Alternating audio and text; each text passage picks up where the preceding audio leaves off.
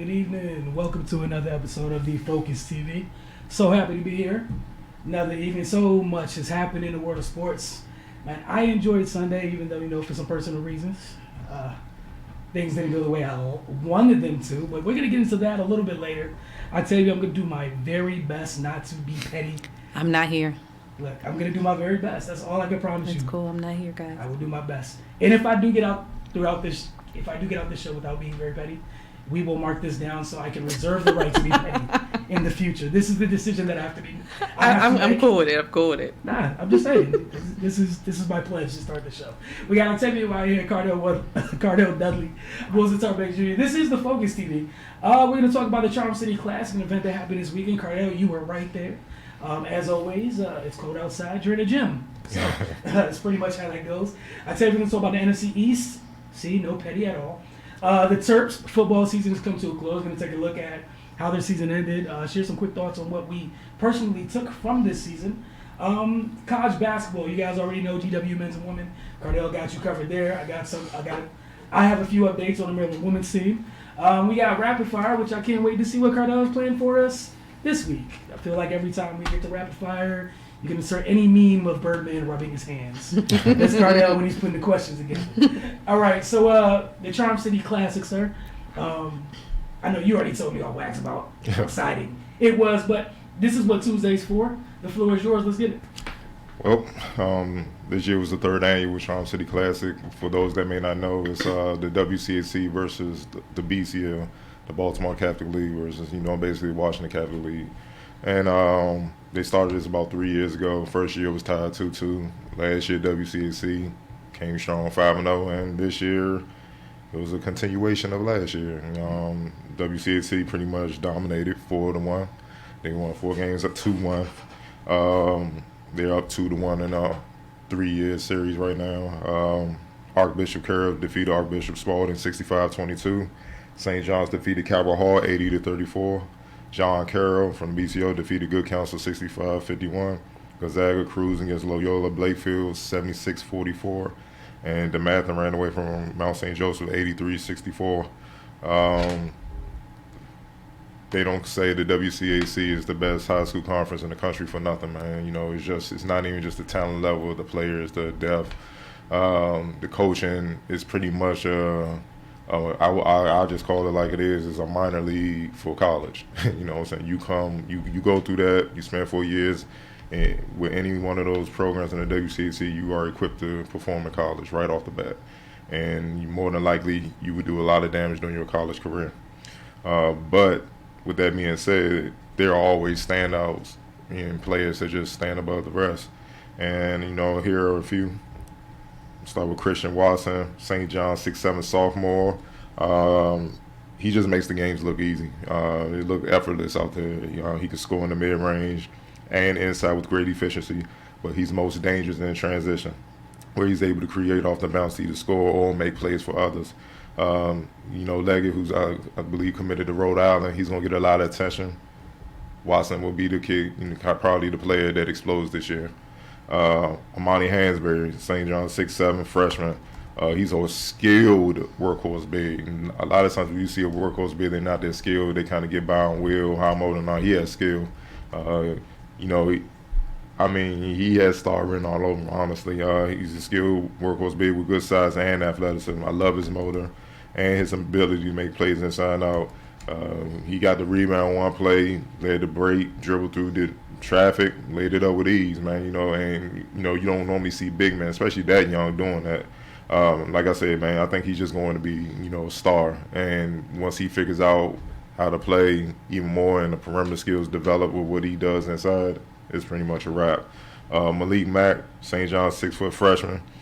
Yeah, there's going to be a lot of young ones in this, man. That's what the WC do, man. They get them ready, man. They get them, phenoms, man. Shout out to the PYBL, because that's where a lot of these kids, come up at. That's the league. The top echelon kids, they come up in the league, develop, and they come into high school ready to go. Malik Mack, just poised, man. Skilled floor general beyond his years. I thought he was a dang senior. I'm like, where he come from? Now look, he's a freshman.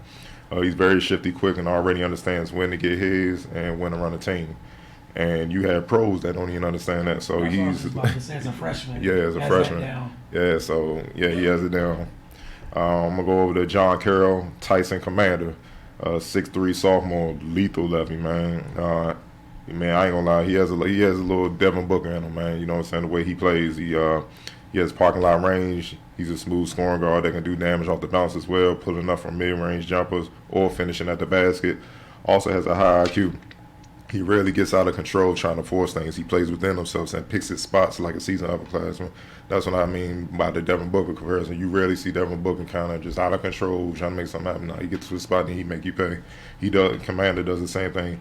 You'll be hearing a lot about Commander this season. I think he's going to explode. He just looks like he's ready to tear heads off, and I can see him doing that. Caesar Chilambo from the Congo, John Carroll, 6'9" sophomore.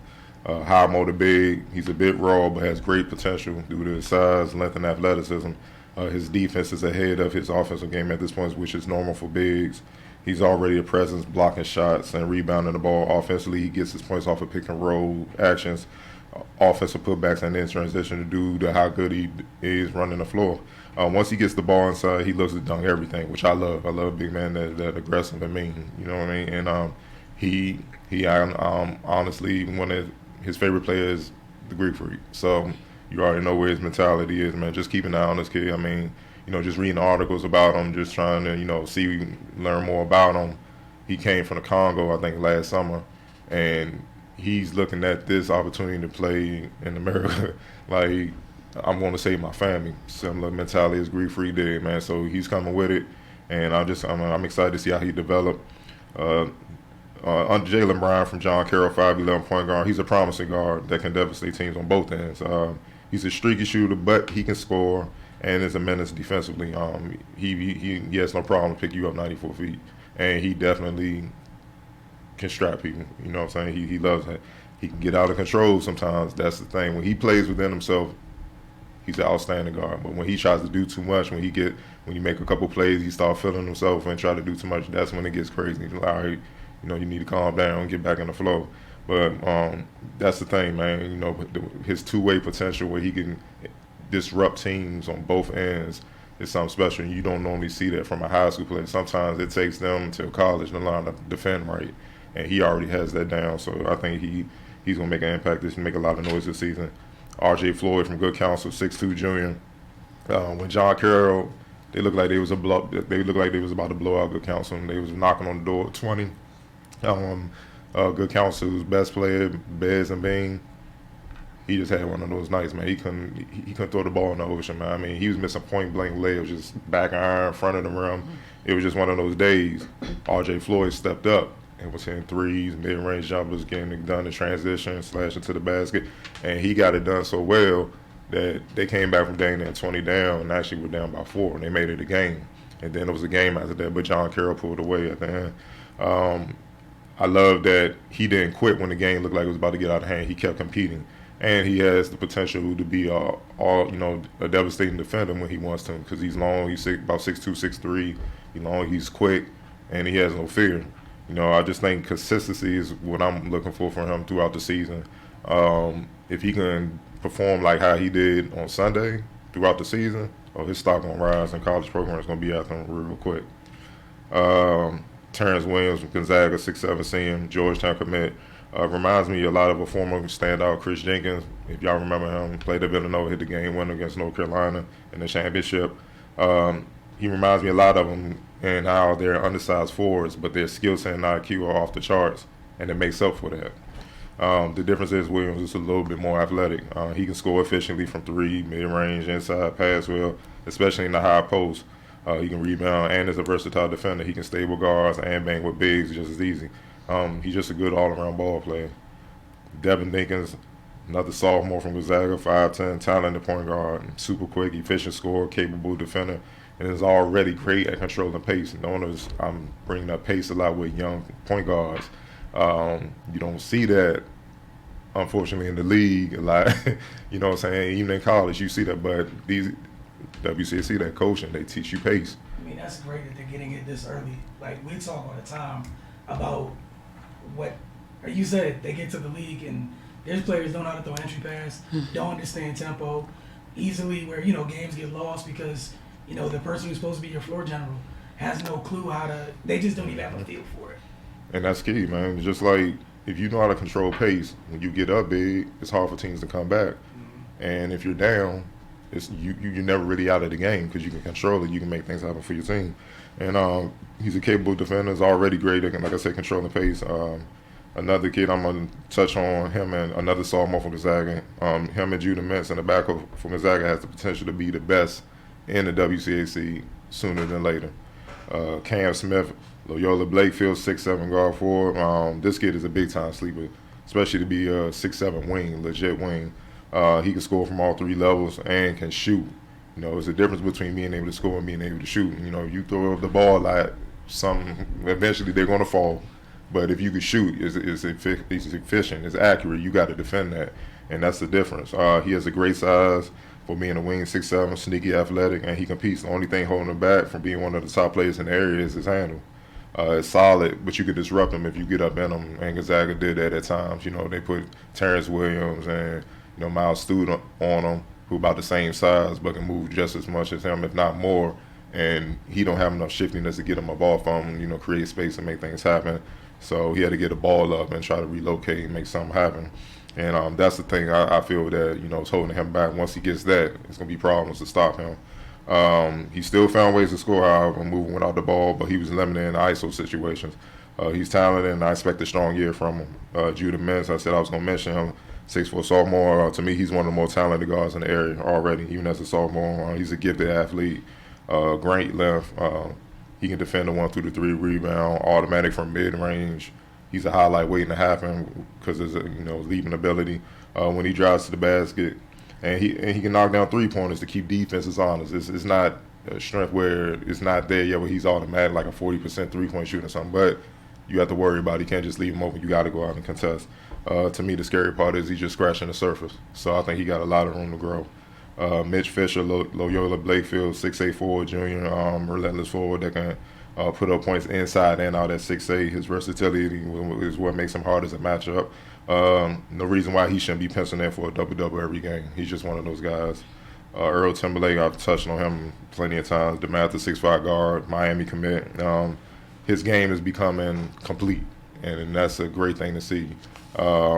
He already had the advantage physically because he's just so much more physically stronger and athletic and developed than a lot of guys his age. But, with his improved playmaking and the way he can hit threes now, his confidence in his jumper now, there's really nothing you could do to win him. And he gets after defensively. Like, he has an old school competitive mentality. I just want to snatch your heart and get this game over with. I'm not going to play with you.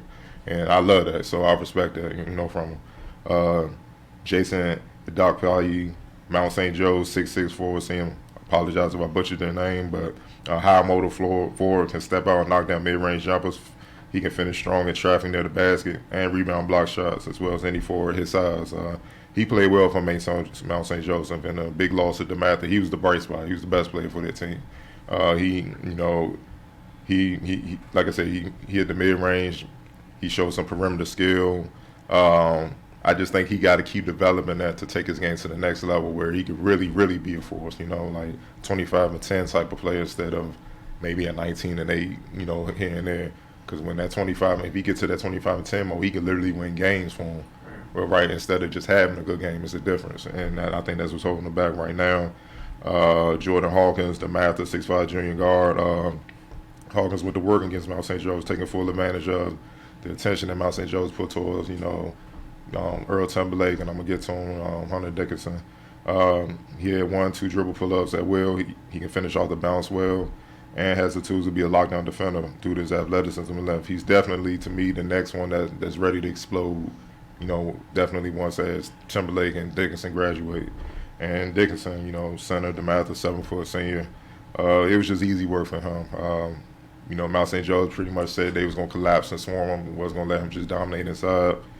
He said, fine. He just did what he does best. He's a great passer. So he just got the ball, waited for things to develop, found open guys, they hit shots. And he found other ways to score. Offensive boards, running in transition, catching, little lobs and stuff from teammates and all that. He just let the game come to him. And that's why I said that's what I mean by it was easy. Defensively, he sent all to countless shots inside from St. Joe's. He's the best center in the area, period, and one of the best in the country. And he showed that Sunday. Man, as always, you guys want to get more on the Charm City Classic, get over to finestmagazine.com. Check that out. Again, finestmag.com. Let me say the right place. Finestmag.com. Man, there's a whole lot of underclassmen that you just went through and listed, sir. A ton of underclassmen. That next wave coming, man.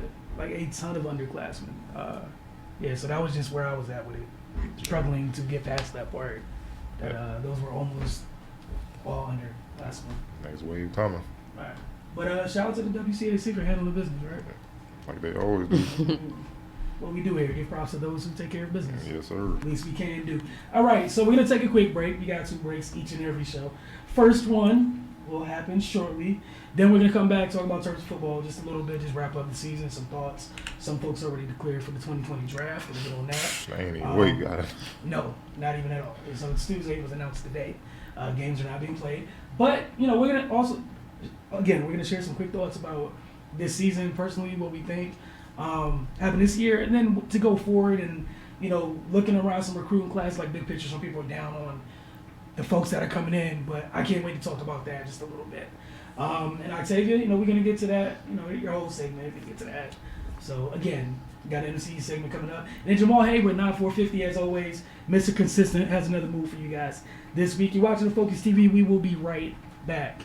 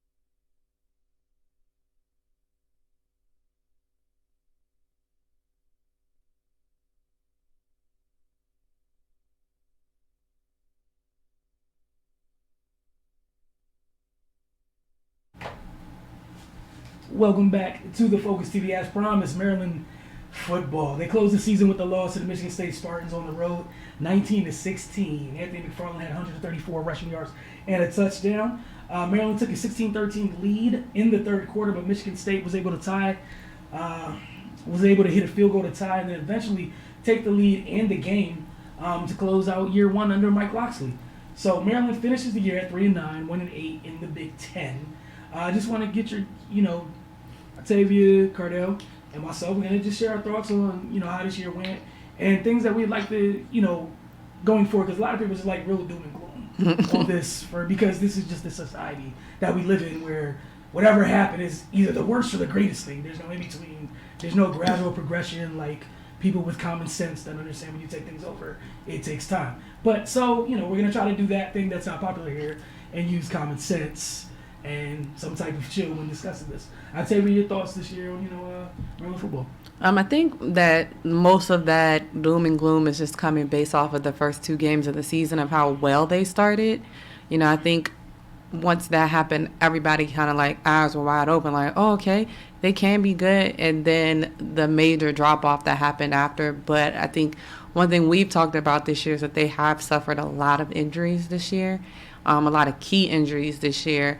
And it's never easy for a first-time coach or the first year for a coach in a new organization or a new program to come in and turn it all the way around in one season. So I think we need to remember that this is a process and that it is going to take time. He's now going to have a full, off season to recruit and build the program back up the way he wants to. You can see the culture change that they've had, like we've talked about in the past. I just think they just need more time. It's definitely, I would think for them it's still a disappointing season. You know, they probably didn't think that they would be amazing, but I'm pretty sure they didn't think it would go this wrong for them. You know, to be 1-8 in the conference is tough. But at the same time, they're in a very, very, very tough conference. So to me, it's not unexpected that they were, you know, very tested within their conference. But I think it's still positives that they have. You know, yes, they've lost some players that, like we've already said, have declared for the draft. But it's a building process, and, you know, they're going to get it together. So I think they have some keys, you know, and I think Loxley is a great coach for the program. And I think that, you know, hopefully next year will be better. They'll have, like I said, that full off season, all that time to, you know, get everybody together on the same page and move forward. And hopefully they can make some noise next year. Cardell? Just recruit, man. Get healthy. I don't know if he has to look into some new strength and conditioning coaches, no disrespect. But I've never seen nothing like this where that many players drop. I mean, you literally were pretty much like third string, pretty much with walk-ons. Like, you had to go to war with that in the Big Ten. That's not a good recipe. So that's really all I have on, because it's hard to even evaluate him as a coach. You didn't have your best players on the field. I mean, it was just a wild season, man. It started off great, momentum.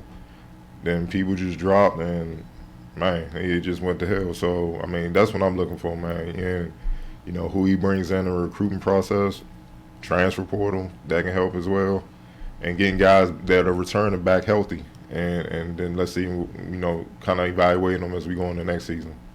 Yeah, and just to piggyback off you guys, I think the biggest thing, anytime you're trying to turn anything around, you know, it's easy today for people to, you know, to not want to be a part of, you know, things that look like tough sledding, right? Mm-hmm. I kind of think, like, the positive side of this is, no matter what the recruiting class looks like, I know some people, you know, if it's not there with 5 stars, everybody thinks it's the end of the world. But there's this thing called coaching and developing, and when you actually do it, it doesn't really matter. You know, that part's not, I don't care if you're not getting 5-star guys. You know, obviously you do want talented individuals, but you get the people that are willing to put the work in and want to be a part of trying to turn something around. That to me means so much more than anything else. Because, yeah, it's going to be some adversity, it's going to be tough. It's a really good conference they're in, right? You got to catch up to what everyone else has. At least, you know, that 3-week stretch when they had the best the Big Ten had to offer, that wasn't ideal for anybody, let alone a team that's struggling with injuries or, you know, you went in that without a full deck, right? You're not fully armed for those types of matchups. Right. So, you know, it is what it is, but I'm just anxious to see the caliber of kid, like if they're able, I'm trying to put this the right way, I'm anxious to see the caliber of kid that becomes like the Loxley stamp for going forward, right? Mm-hmm. The type of players that are going to be able, that are built for turning this around, that are built for what lies ahead and getting right. Once it gets right, it's going to be great. It's easier to get, you know, players, but to identify those folks that are going to help, that are ready and willing to be a part of fixing this, that's the part I'm interested in. Because that's the part that matters, you know? Yeah. When anytime you're turning anything around, it's that that initial group, you know, it doesn't turn until you get that initial group in there. Right. So I'm not saying that you know, the core of that group's not in the building. Right. I'm not saying that because, like you said, so many injuries, it's hard to evaluate anything. Right. So, you know, hopefully we'll see how that goes. And we'll keep an eye on that, but definitely had fun. I think we speak for everyone. We definitely enjoyed first year covering Maryland football. Yeah. Look forward to it in the future. That said, moving from college to the NFL. And one more thing, Anthony McFarland was a Maryland player who's already declared for the 2020 draft. The running back, he has nothing else to prove in the college level. Yeah. Go ahead, young man. Yeah. I'd say, yeah, let's go. NFC East, what is this, week what? 14. Week 13? 14, NFC East segment. Let's go. Yeah, I heard my sigh. Hmm? Just in case y'all didn't hear it the first time. Okay. So, yes, back with the NFC East this week. A couple things are the same that happened last week. Out of all 4 of the teams that play in the NFC East, all but one of them. I couldn't even finish, and y'all both started laughing. I'm letting all but one of them lost. Blame Miami Knights. That's what got them. That's what happened. Okay, anyways, the Giants played the Packers this week. The Giants fell to the Packers. Giants 13, Packers 31. The Giants will play the Eagles next week on Monday night. Daniel Jones was 20 of 37, 240 yards, 1 touchdown, 3 interceptions, and 5 carries for 6 yards. Saquon Barkley had 19 carries, 83 yards, 3 receptions for 32 yards, and 1 receiving touchdown. Smith had 6 receptions for 70 yards, and Darius Slayton also had 6 receptions for 44 yards. They played Aaron Rodgers, who just came off of a loss to the 49ers last week, so you knew he was coming locked and loaded and ready to go. And I do believe even with the snow, I think with the snow he felt more at home. As many times as they played in the snow out there in Green Bay. But as far as the Giants, it was just another kind of disappointing game for them. It just wasn't really good. They're still missing key pass catchers, with Golden Tate being out. Rhett Ellison was also out, who was the backup to Evan Ingram, who was also out. So the rookies got a lot more of the bulk. They both had 6 receptions each, which was tied for the team high. For them, it's really not too much to say. The defense had no answer for Rodgers at all. Aaron Rodgers is one of the best. He completed 63.6% of his passes for 4 touchdowns, 0 interceptions, and 125.4 passer rating. He hit all types of players. Devontae Adams, Alan Lazard for a 37-yard touchdown. It was just their day. I do feel like every game that I do feel like the Giants try their best. That's one thing that I feel like they don't quit. They know that there maybe not be win the game. They know they may not be an evenly matched against the team that they're playing against, but they are going to try their best.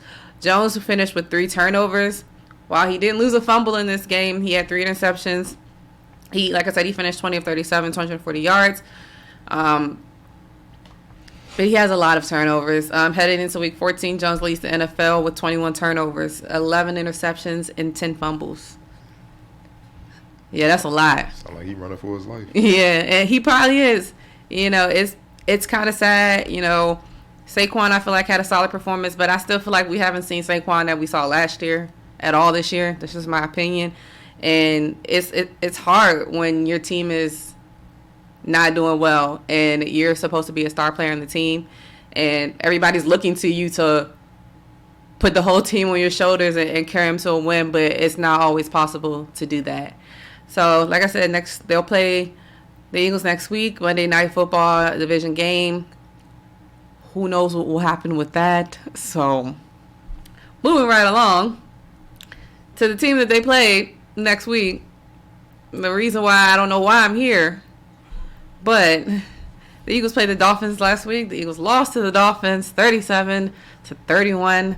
Carson Wentz was 28 of 46, 310 yards, 3 touchdowns, 1 interception. Miles Sanders had 17 carries, 83 yards, 5 receptions for 22 yards. Alshon Jeffrey, who returned from a high ankle sprain, had 9 receptions, 137 yards, and 1 touchdown. Dallas Goedert had 6 receptions for 66 yards, and Zach Ertz had 3 receptions for 24 yards. And I wish you guys could really see my notes, because in parentheses I have in so many drops. Oh, man. It's a lot of S's I did. I just don't know. It was just all just, the game started off with Fitzpatrick throwing an interception on the very first play of the game. Ronald Darby got the interception.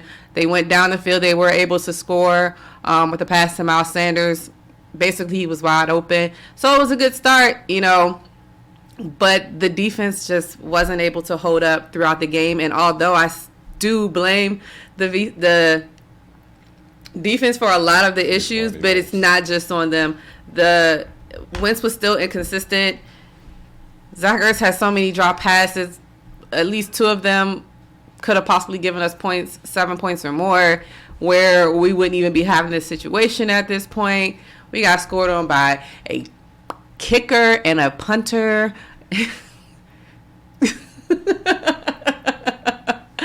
Apparently, they made a party too hard out in Miami the night before. I will say this. It was Deshaun Jackson's birthday. So, and I did see him I saw pictures of him in Miami. So, who knows? But at this point, there's no excuse for this loss. At this point, even if, they can still win out and make the playoffs. But I don't even think they deserve to make the playoffs at this point. And I'm being completely honest. It's bad. And for us to have, I believe they say the NFL highest roster as far as money. Like all of our players, I can't focus. I can't focus with all these Miami bitches. Let the record show. I can't. Just let the record show it wasn't Wilson. That's all I ask. I know. It wasn't. It's cool. Octavia. It's cool. I don't even know why I'm here. But, what's even crazier is Fitzpatrick. Don't get me wrong. I'm not saying Fitzpatrick is a bad quarterback. You got issues with Fitzmagic? Come on, man. Come on.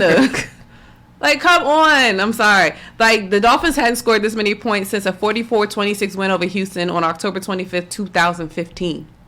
The other thing that jumped out to me that was crazy, Devontae Parker fans. Devontae went off. Ronald Darby got embarrassed for a majority of the game besides the one interception that he got off of the first play. Embarrassed. He got mossed at least twice. That's a Devontae Parker I remember from Louisville. Mossed. I was like, so you just go and let him catch the ball. Okay, cool. Mills as well. I don't know. And it's crazy because I feel like we had such an improvement when they came back. I don't know if they took this game lightly, which I hope they did not, because I don't know why the heck they would do that. But they lost. We suck. I don't know what else to say about it. They'll play the Giants Monday night. Wow, that was really... Who knows? The Giants may win, guys. We may lose. It must have been therapeutic. Wow. Just to get it out. Yeah, man. It's I can't. I have no words. 2019 season for you? Yes, basically, yeah. They ain't making grown men cry. I had to send in the video. My man crying fly Eagles, fly. He had to turn his hat on barely. Come on, man. It's tough. And luckily for them, they didn't lose to the Dolphins at home. Because it would have been brutal. Okay, I got a question just real quick. Why is y'all's division so weird? I don't know. How is it that many inept teams? Franchise. Franchise organizations in one, okay, so I don't know. You have two teams where the front offices are just horrible. Yeah. In New York and Washington, right? Yeah. You got the other two teams where the front offices they're what's a good word for it? They're adequate. Sure, that might be a stretch, but okay. They're competent, right? There we go. That's better. They're competent to a degree. Word. But ego gets in the way. Yes, in both places. Yeah. I don't understand, guys. Talking to Jarrell today, right? Looking and we'll take a deeper dive on this next week or something, because I'll probably have time to be petty next week. I'm good this week, but it's cool if we win next week. You can be petty. I don't care. I know that's one way to week. Look, I'm gonna wait a week. We lose. I'm gonna cry. Y'all just lost to Ryan Fitzpatrick and Devontae Parker went off. So I'm gonna let you live for a week, because that hurt. That's a lot to say. That hurts my whole soul. I'm over. And then on top of that, I lost all 3 of my fantasy games this week. So me and football are really beefing right now. Just know that. Did you already mention the one team that won? No, not yet. Okay. So but the other team that lost this week as well, the Cowboys played the Bills on Thanksgiving and got embarrassed in front of the whole world. Cowboys lost to the Bills 26-15. Their next game is going to be against the Bears this Thursday. Dak Prescott was 32 of 49, 355 yards, 2 touchdowns, 1 interception, 4 carries for 25 yards. Ezekiel Elliott had 12 carries for 71 yards, 7 receptions for 66 yards. Cooper had 8 receptions for 85 yards, and old man Jason Witten had 6 receptions, 42 yards, and 1 touchdown. I don't know what's going on with them neither. It's December. Well, I take that back. That wasn't a December game yet. I'm sorry. Close enough. It was the December week game. So to me, it counts as December. I'm just saying it doesn't. The losing aroma. So they just caught the December flu early. Yeah. A couple days early. Yeah. It was just all bad.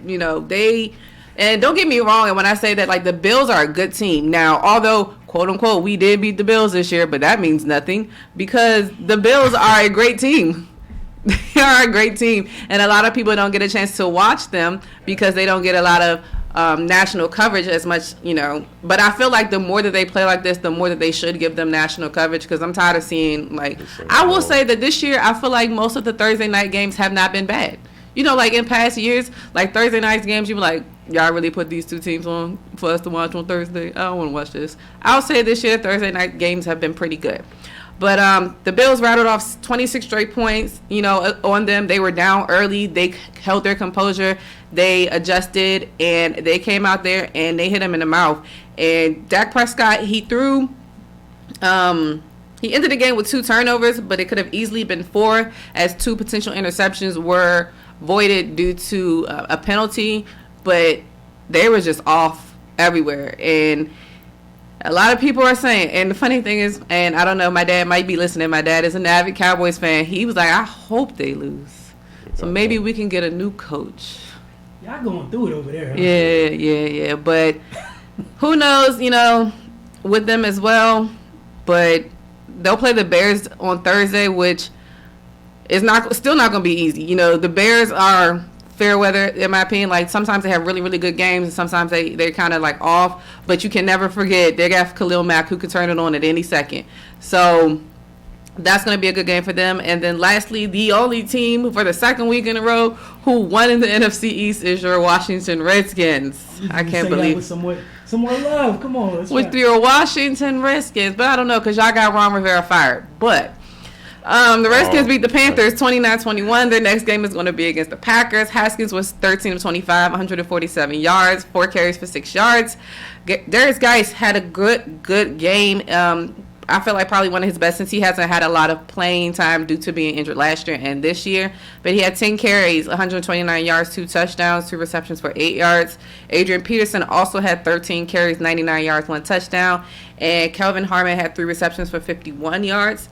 Although the Redskins won, it was not easy. They almost gave it away at the end as well, where the Panthers were very resilient and did, I think they recovered their onside kick, which there were a lot of recoveries of onside kicks this week as well, which was an anomaly, because last week I heard that they said barely nobody ever gets these ever. We should just stop doing it. And then the next week, at least 3 teams did it. So who knows what they'll do with the rule change. They had a kind of a slow start. Their defense looked a little bit uninterested or unengaged with playing against the Panthers this week, but they were able to hold it together. Again, I feel like I say this every week, but I feel like Haskins didn't have a great game, but he didn't have a bad game. He just did just enough to not ruin the game. And I mean, right now it just seems like that's what he has to do in order for them to win, because they're winning. So I feel like the more and more he progresses, maybe the more and more he'll be able to, get more in tune with the game and be a more dynamic force for them. But he's still working. He's still a rookie. Everybody doesn't have the same learning curve. We expect nowadays these quarterbacks to come in that are rookies and just become Aaron Rodgers overnight. Or speaking of Aaron Rodgers, didn't it take him 5 years to get on the field? I mean, it definitely did, because he sat behind, and even the same with Tom Brady. They all did not just start off amazing. So hopefully he's able to, continue to trend up for the Redskins, but they will play the Packers next week. And if they win next week, I'm going to be like, all right, geez, Okay, so a random take for me going into the Packers game. Obviously, the Packers are a better team, right? Mm-hmm. But the one thing with the Packers that, they've been like this, and it's not nice to say, but again, just being real, they struggle with teams that are physical. If the Redskins are just physical in that game, it will give them a chance, right? Yeah. Obviously, they have more talent. I worry about the Redskins secondary and whatnot, but their front seven, if their front seven can dictate the terms with Green Bay, it gives themselves a chance. And I love that you brought up, at Cardell, as you said, some quarterbacks sit. And another thing that matters, where everyone's going crazy about Haskins, let's just not forget the biggest part of this, the type of organization he got drafted in. Yeah. Right? That's matters. That Definitely matters a matters. whole lot today when you're talking about, like, when people, because everyone likes to compare things that you can't compare when you leave out really big parts of it, right? They're like, oh man, look at Deshaun, look at Lamar, look at whatever. That's great, but all those players wouldn't be allowed to be themselves this early if all those different organizations didn't buy into who they drafted and play into their strengths of all those players, right? We saw what Baltimore did a year in, they get Lamar, they changed the weaponry for Lamar. Mm-hmm. Like, this is for you. Deshaun took him a little bit. They're still working to get offensive line, but they've at least admitted that there's a problem. But what's at the core of that? You said what's at the core of that? What's at the core we know the core of all that is the color of the person playing the position. No. The core is a coaching staff and Oh, you organization talking about believing that? in you. Oh, yeah. To want to develop you. Sometimes, like, look at the situation. Callahan may have been an assistant. Not saying this is what the situation is, but how do we know he's fully sold on Haskins? No, you're right. So that happens across all sorts of You're coach right. get fired, somebody that, like, it's on the documented. Jay didn't want Haskins. Mm-hmm. Yep. Snyder and them did. So, I mean, that matters, man. You gotta have some people believing you. Otherwise, they will sabotage your play purposely just to get you up out of this so they can get who they want, man. And we've seen it happen Time and time in again. this particular franchise. RG. That's my point. RG kind of played a role in that at first when he got hurt. But yeah, after that, yeah. But even then, we saw, like, initially that one of the reasons that year was so magical. Play caller bought into the player's strengths. Yeah. Now, you know what I'm saying? We've seen so many times with a lot, like, I know everyone's talking about, like, the year of the black quarterback or whatever, but a lot of times, and I'll give some of these teams credit. Yeah, you picked one or you chose one or whatever. Like you said, you got to buy into the player's strengths. People have to believe in the building. Otherwise, all of it is irrelevant. So, like, my biggest thing for Haskins, not to say that this year doesn't matter at all. My biggest thing for the Redskins is who do you bring in this building that helps, like, the core? Like, you got a nice little core of talented kids, right? And him, Geis, McLaurin, right? Mm-hmm. You again, if it's me and someone thinking from a competent place for an organization, I know this is a lot talking about Washington. You go get someone who sees Haskins as a, like, great value in him and what's around him, and goes, someone who's going to care about that and wants to get the most out of it. Then we're good. Then we can find out, because there's certain things we've seen flashes of what he can be, but we also know that what he's operating out of isn't tailor-made for him. Nah. You know what I'm saying? Like, that's something to keep in mind too. Like, we saw flashes from Lamar last year, but we also saw this whole offseason they threw everything in the trash. There's a whole thing, this is for you. We saw Andy Reid, Alex Smith, go ahead, get through this year, everything's love. That whole playbook was being developed and made for Pat Mahomes, right? And I'll give Bill O'Brien credit. Took a little bit, but Yeah, he was stubborn. yeah, he was stubborn. He was Took stubborn a at couple first. years. Yeah, it took him a little bit. It was like, all right, I'm tripping. Deshaun, what do you need? How do we get the most out of this, And right? that's the problem with the NFL. They are stuck in their ways. Like, I need you to adapt to my system. Square Like, peg, man, round hole, no you gotta matter adapt what. to the talent, man. And this is the craziest part, why? Because we're watching where the league's going with the quarterbacks, right? And not to say that some of the quarterbacks in the league, they don't matter anymore, but where the game's going, the evolution of these defenses, how the rules are, where, you know, it's so hard to play defense now, means the caliber of athlete on defense has to go up, right? To be able to match up with these offenses. And Octavia, you talk about the Bills, right? So I forgot this stat I saw earlier. There's a really good thing. There's correlation between the top 5 rushing teams in the league. Also, there's like 3 of the top 5 rushing teams in the league have top 5 defenses in the league. Right. All things where we're told it's a passing league, it's a passing league, it's a passing league. A lot of the teams that quote-unquote came out of nowhere this year play football the old, boring, old-fashioned way. You hit someone in the mouth. They don't want to play like we're talking about Green Bay, again, not to bring up Green Bay and some of these other teams like New Orleans, and they're all high-flying. And what happens every year? Somebody hits them, they go home on schedule. It doesn't matter who hits them. It's just someone hits them. Then they go home. Point. You know what I'm saying? Like, we all know how we feel about Jared Goff or whatever. What did the Rams do last year? They saw New Orleans, and they hit them. And that was the end of it. And they're still complaining about what? Someone was too physical on a play. Wow. All that talent you got over there, for 4 quarters, all the offensive creativity, all that wonderful stuff, someone hit you. They hit you in your mouth. You didn't hit back. And that's where we're at. Like, everyone keeps talking about how things are evolving and all this crazy stuff. Literally look at the top teams in the NFL right now. Who's saying that, though? I'm not even Sound like getting a into the bunch of who. geek. Yeah. Because it's a passing league and it's fun, but it's really interesting to me. There's a couple teams on pace to make history in passing defense after they made these rules for everyone to be able to pass. They changed the rules so everyone can pass. 300-yard games are the new 200-yard games, they say. Right? But over the last couple weeks, the very bad man, 104 yards. Ain't heard from Brady in a while. Who? Yeah. Like, I know if I'm Bill, I'm looking at Rob, I'm looking at Mr. Kraft every day like, that's your man's? True. No, I'm serious because I was gonna do my normal Belichick thing. Oh, you passed your prime, slide to the left. You stepped up, you interfered, and Yeah, because he's looking older and older as the season goes on That's and what on. Father Time do. It just hit. It is undefeated. It just hit. You like, oh man. like that's the craziest part to me. Is like we're sitting here. It's not just Tom. There's a couple other older guys out there that's been kind of quietly being ignored for their father time popping up. Drew Brees. To me, the most dangerous the Saints looked this year was during a 5-game stretch in which he wasn't around. Yep, with Teddy Bridgewater. And nobody wants to talk about it. I'm not. Again, there's no hate. I don't care about the Saints one way or another. All I'm saying is that that's not the Drew Brees we've came to see in the past years, right? There's no way on God's green earth that you have it even. Somehow, this iteration of the Atlanta Falcons holds that offense to 9 points, and everyone just. You know what everyone said? National media was just like this. It's just one game. Cool. We But lost to them too. you know what? I'm going to avoid that. We're going to go ahead and slide into the 9-4-50 breakdown because next week I will be petty. This week I'm not. Jamal Hayward this week has the breakdown of a dead leg spin away. Again, it's a breakdown of a dead leg spin away. Jamal Hayward, 9-4-50 breakdown.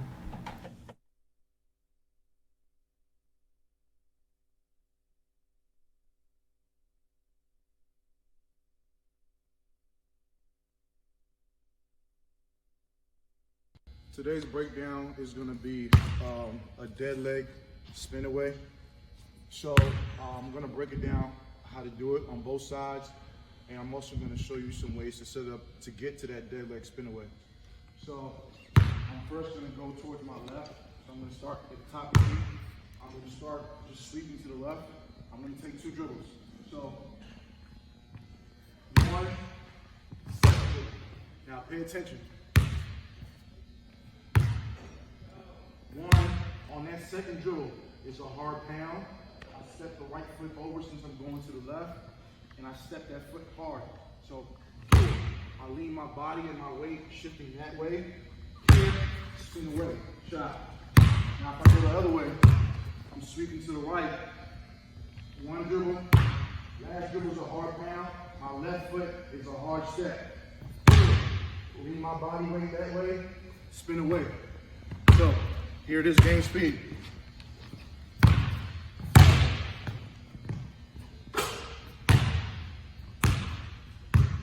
So now, there's plenty ways to set it up to get to that shot.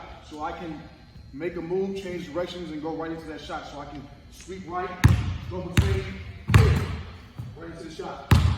I can sweep left, go behind, right into the shot. Today's breakdown is going to be a dead leg spin away. So I'm going to break it down how to do it on both sides, and I'm also going to show you some ways to set up to get to that dead leg spin away. So I'm first going to go towards my left. So I'm going to start at the top of the feet. I'm going to start just sweeping to the left. I'm going to take 2 dribbles. So 1, 2. Now pay attention. 1, on that second dribble, is a hard pound. I step the right foot over since I'm going to the left, and I step that foot hard. So I lean my body and my weight shifting that way, spin away, shot. Now if I go the other way, I'm sweeping to the right. 1 dribble, last dribble is a hard pound. My left foot is a hard step. Lean my body weight that way, spin away. So here it is, game speed.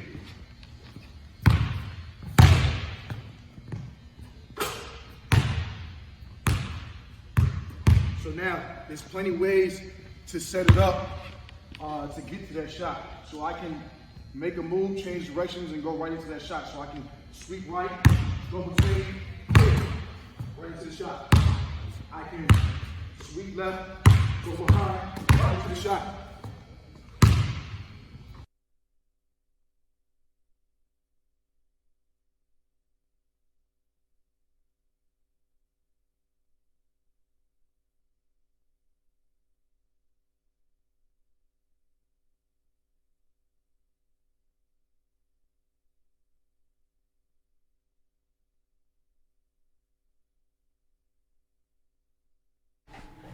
Welcome back to the Focus TV. As always, thank you very much to Jamal Hayward. Truly appreciate the work he puts in each and every week. All right, Cardell, GW men's and women's. All right, I'm going to start on the men's side. They're coming off a 74-65 loss to South Carolina Sunday evening. Senior guard Arnell Potter continued his streak of 20 or more points, posting 22 points and 6 assists. This is his fourth straight game with 20 or more points. While freshman Jamison Battle added 18 points, 6 3-pointers, and 8 rebounds. South Carolina was led by 6'11" senior center Maik Kotsar, 17 points, 9 rebounds, and 2 blocks. GWR is without Arnold Toro. He got hurt, I believe, in the Morgan State game, and he hasn't returned since. They say it's day-to-day, but I don't know. It appears to be more serious than that. But without Arnold Toro, obviously, it showed. GW was out-rebounded 46-32 and was held to 33% shooting from the field, 22% shooting from deep. GW dropped to 3-5 following the loss. They will host 3-5 Boston tomorrow at 7 p.m. and then host 9-0 Delaware Saturday at 4 p.m. And on the women's side, they defeated winless Coppin State 54-35. Neither team shot well, but the Colonials made enough shots for the win. So that makes sense. They shot 33% to Coppin's 28% from the field and knocked down 24% from deep compared to 20% from three-point range from Coppin. The Colonials was ferocious on defense, though. They stole the ball 16 times, and forced 28 turnovers. 4-3 Colonials will hit the road to face Delaware tomorrow at 7 p.m. All right. Like we told you guys last week, the Maryland women's, they did Thanksgiving on the road. They went to the Daytona Invitational, and they ate well. I guess that's the best way to say it.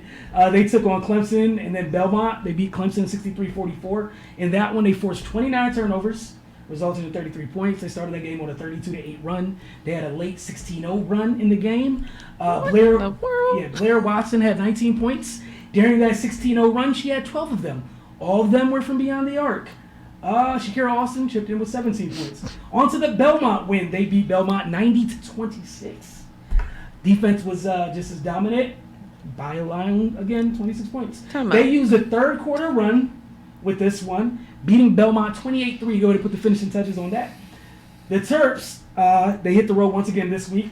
On Thursday, they face 13th ranked North Carolina State. The Wolfpack are 8-0 on the year. Maryland is 7-1 after losing to South Carolina and rallying to beat James Madison. They're starting to find out who they are this year. So. Yes. You said 90-26? Yes, I did. Yes, I did. Mm-hmm. That's a lot of points. That is. But again, the thing that I've been impressed by is the defense. And that's the part where I don't care who you're playing. We talk all the time, if that's the end of the floor that your standard continues to be met, you'll be fine, regardless of your opponent. And that's the biggest thing is the habits being built on that end of the floor. We know the type of athletes they have.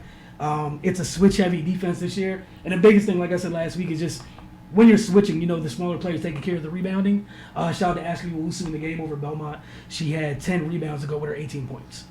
That's Maryland's starting point guard with those 10 rebounds, by the way. Freshman. Cardell, rapid fire. We have some time. Okay. A couple of questions. Here we go. Let's get right to it. Oh, wow. Yeah. Rubs hands like Birdman. Of course. Who is your NBA MVP front runner? Oh, wow. Already? You have LeBron James. Ooh, second play. 25 points, 10 assists, 7 rebounds. Lucky your account locked on Twitter. 50% field goal, 30% from 3, 68% from the free throw line. Lakers is 17-3. You have Luka Doncic, 30 points, 9 rebounds, 9 assists, 48% from the field, 33 from 3, 82 from the line, 13-6. Let's see. You have Giannis Antetokounmpo, 30 points, 13 rebounds, 5 assists, 56% from the field, 30% from 3, much improved, and 58% from the line, need to improve for the league leading 18-3 Bucks. And, of course, you have James Harden, who's averaging 38 points. Houston's 13-6. There wasn't anything else to go with the 38. That's all I need to say. Do I need to say anything else? He's leading the league, averaging damn near 40. Got some assists and things. Second play. Yes, 38 points, 7 assists, nearly 8 assists at 7.8. Okay. 5.9 rebounds on 44% shooting from the field, 35% shooting from 3, 86 from the line. And the Rockets, like I said, 13-6. If you had a vote, who would you give it to? You go first. Me first? Yeah, because Oh, man. This one for me, I'm going with Luka right now. And the only other pick I have right now is Giannis, because you said that's the leading. They're leading the league, right, at 18-3. I believe that's what you said. And they said they won like 12 straight. Right. Yeah. So, for right now, for me, I know, like you said, it's early season MVP. I'm taking Luka right now. LeBron fans, direct your attention to my mind of sports. I don't feel like All slander will not be tolerated. my bad, LeBron fans. And if you want to tag me on my personal account, it's at Willie T Speaks. That's fine. I don't mind. Just know if you hit me on my personal, that's on you. I'm going with Luka. All right. We saw this past week. He had a month when he just averaged a triple-double, which is remarkable. At 20 years old, it makes that even more remarkable. Yep. In the West, with some of the other candidates, makes it more remarkable. I believe during this recent stretch, he got both of those candidates out the way in games. I'm going with him right now, and Giannis is the only other person is a toss-up for me. And it's not, and again, what James is doing with 38 points a game, that is ridiculous, and I commend him for it. But I believe your team has the most losses on this list right now. They tied with the Mavs. They're tied with the Mavs? Okay. Yeah, I think you said 6. And Okay, They both 13-6. Okay. And then with LeBron with the Lakers, that free throw shooting hurts me, sir. But, even without the LeBron fans would say Greek Freak shooting 58. And that's cool. You're right, but his team has the most wins in the league. One more win? The LeBron fans said it's only a half a more win. What are you talking about? One more win. These LeBron fans. I can't deal with it. I know, right? But yeah, that's where I'm going, and y'all can tweet me. I really don't care. It's Luka and Giannis for me.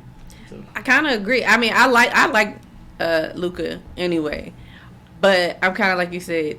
The free throw percentage for both is just as far not Luka, but LeBron and LeBron and throughout the year.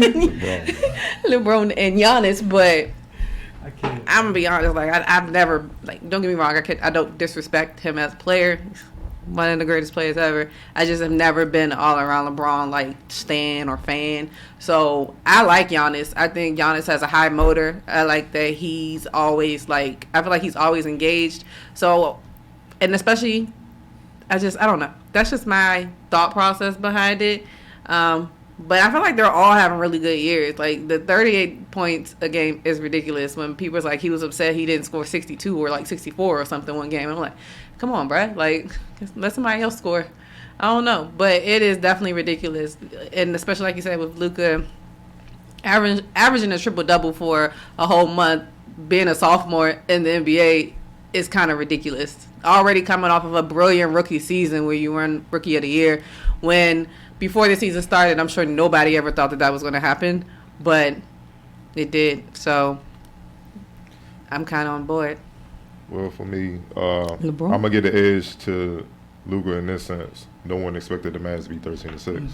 Even with Porzingis, we didn't know how he was going to come back. We expected the Lakers was going to do damage. Yep. The Bucks are returning. They're going to do what they do. Harden added Westbrook and stuff. So, but what Luka's doing, and they're winning, you got to look at that because that, especially in the West is hell.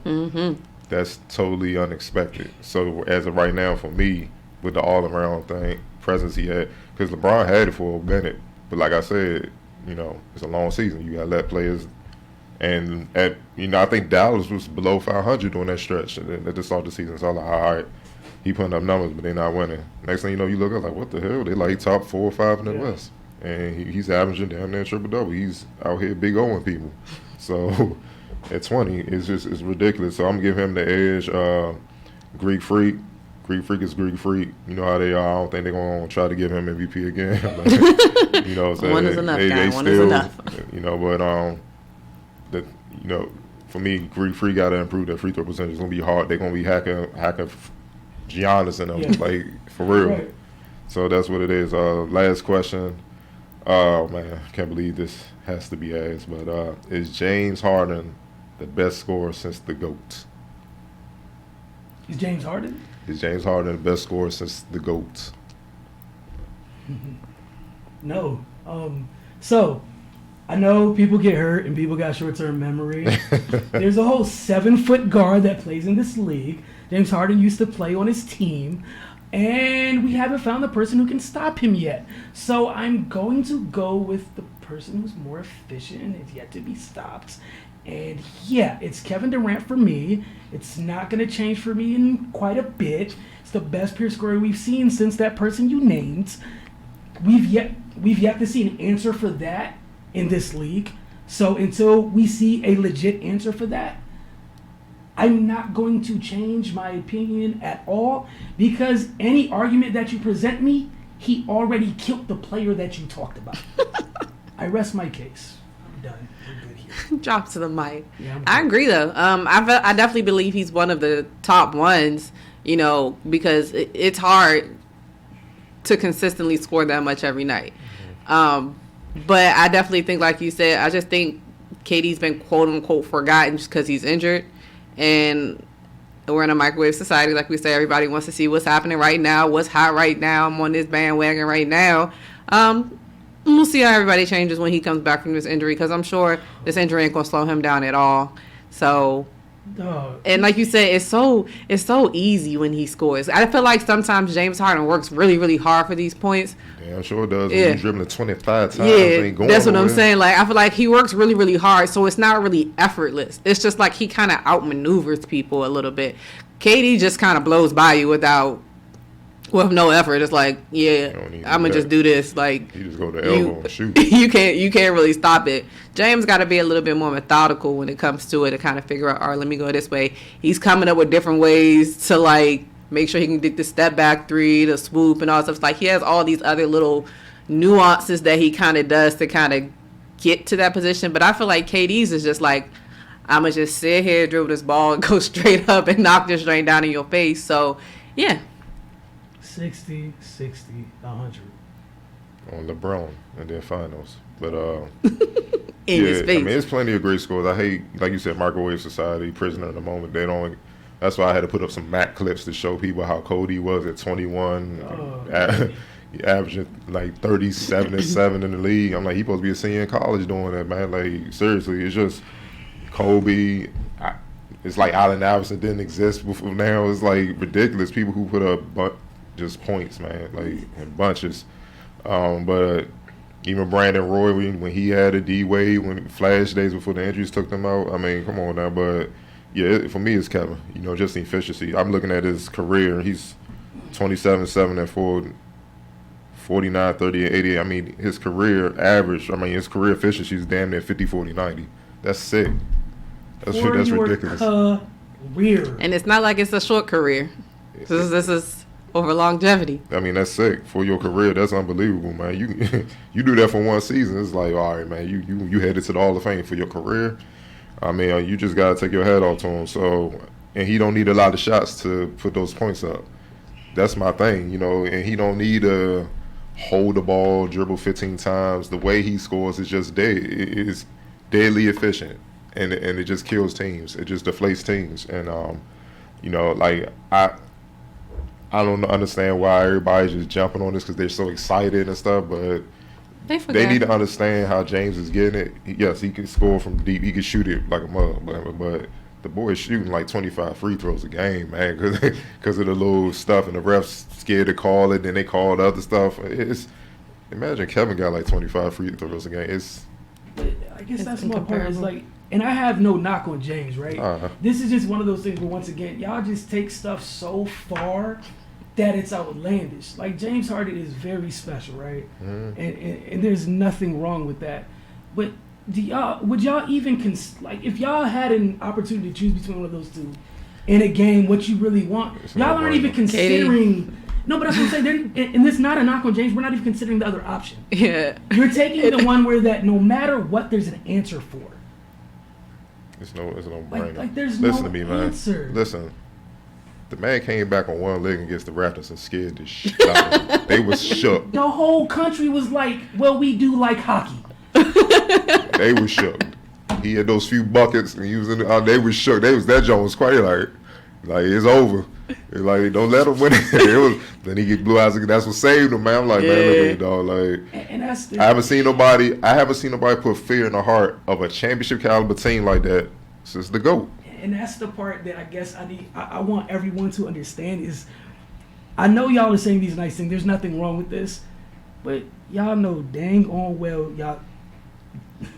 That's John Wick. Stop disrespecting that man. Call that man John Wick. Just please stop. I don't know how many bodies he needs to collect for y'all to accept That this. is his new Leave it nickname. alone. KD is now John Wick. Because we've been sitting here watching it, right? We've seen Anthony Davis is a pretty good defender, whatever. He bothers people, whatever. He shoots over that dude like he's a chair, right? Giannis, whole problem. Giannis is a problem. Here, Giannis with the heads up the three-point line. He's leaving his feet. Where's the counter to that? There's not a counter to one of those. So why are we talking about this? It's a unicorn. Like, why are we talking about this? Kevin was John Wick the first movie. Oh yeah, because that drink was But Jordan's cold. John Wick, this last John Wick, he took out the whole. Hey, look, when the whole world Yeah, the whole after- world. Okay, that's and like that's Kevin, Mike. if Kevin gets to the second part of John Wick, we will happily let you know. But right now, He's he's at at level 1, He right? killed his dog. He Right. just got killed. The people who killed his dog. It was like, oh, for real? Oh, all right. But Mike killed the world. That he John Wick 3. You took man. my car? Oh, all right. But there's only a couple people in John Wick class, man. Like, And that's what I'm saying is, and again, no knock on All right. no knock on James, right? Yeah. But y'all know who the boogeyman is. Stop doing this. and You know the what? thing is also, he hasn't done it in the championship level yet. That's another great point. And Kevin's 60 and 100 on the road Like, I'm, against a lot of people You know who what I they mean? saying is their GOAT, even that's though my he's not answer the here GOAT. on- But my answer here on out, when somebody gets to talking stupid is 60, 100. I'm not saying anything else. Like, I'm just I'm like, good you off don't, that. that's straight up murder. 60, 60. And I like how they 100. tried to twist it. Tristan Thompson was on about like that's Hold on. Hold on. Come on, man. 60, 60, And 100. 100. He didn't even see you. It didn't matter who was there. He was practicing. It was you was in the gym by himself. And one of those games, the second highest score on the team was JaVale McGee. What are we talking about right here? All right, folks? 60, 60, 100 with JaVale McGee and Sean Lipson as the second leading scorers. All right, y'all. This is the Focus TV. I gotta stop with this. Getting so excited about Come crazy on, stuff. Miami. Like, Y'all crazy. depressed. I might people see you out here. guys next week. Might not. See, look, here you go. Hey, Miami, please lose. Philly, give us a cheesesteak or something, man. Y'all tripping. Y'all owe me a lot more than that.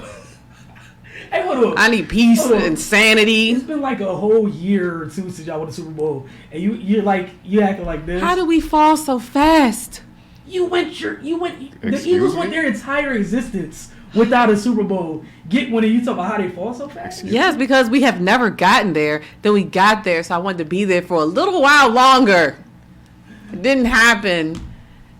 And then speaking, and just to kind of throw this out there, I mean, Nick Foles done went out to That's Gardner Minshew's team now. what they gonna do with his 80 mil? Y'all gave him 80 mil. It's the NFL. That money disappears unless it's Kirk Cousins' money.